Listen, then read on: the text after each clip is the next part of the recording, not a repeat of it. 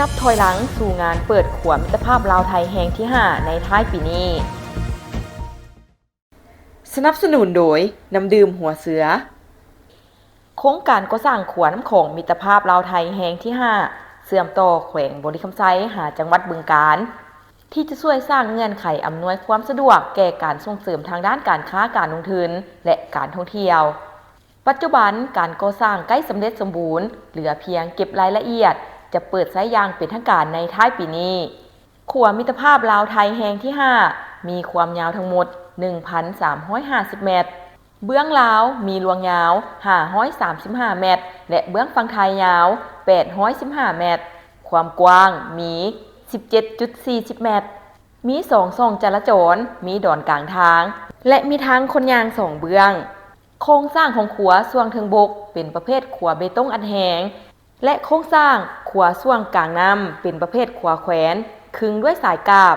โครงการดังกล่าวแม้ได้รับการสนับสนุนทุนกู้ยืมดอกเบี้ยผ่อนผันหรือดอกเบี้ยต่ำจากสำนักงานความร่วมมือเพื่อการพัฒนาเศรษฐกิจกับประเทศเพื่อนบ้านหรือนีดาแห่งราชอาณาจักรไทยในมูลค่า 1,380 ล้านกว่าบาทในเดือนพฤศจิกายนปี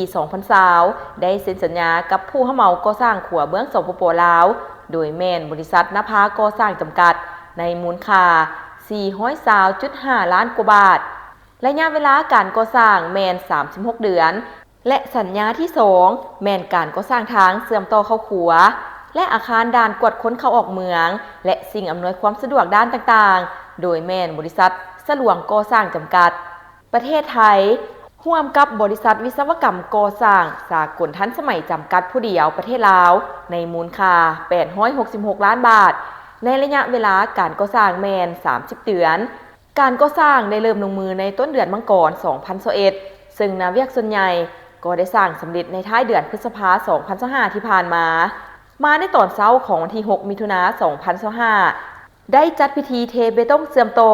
ขัวข้ามน้ำของมิตรภาพลาวไทยแห่งที่ 5บริคำไซหาบึงกาฬอย่างเป็นทางการ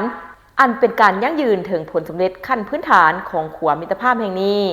โครงการดังกล่าวเป็นโครงการหนึ่งที่ช่วยประกอบส่วนเข้าในการพัฒนาเศรษฐกิจสังคมของสปป.ลาวโดยตอบสนองให้ไปตามยุทธศาสตร์การพัฒนาพื้นฐานโครงสร้างเพื่อหันประเทศลาวจากประเทศที่บ่มีชายแดนติดกับทะเลให้กลายเป็นประเทศเชื่อมโยงเชื่อมจอดของภาคพื้นและสากลซึ่งคาดว่าขัวแห่งนี้จะได้เปิดนำใช้อย่างเป็นทางการในท้ายปี 2025ที่จะมาถึงนี้ความซื่นใจมีหน้าตาเป็นแบบใดหน้าตาใสๆแววตาซื่อๆแต่เห็นแล้วซุ่มซื่นหัวใจน้ำดื่มหัวเสือคุณภาพเหรียญคำระดับสากลตื่มความซื่นใจห่วงใยทุกเวลา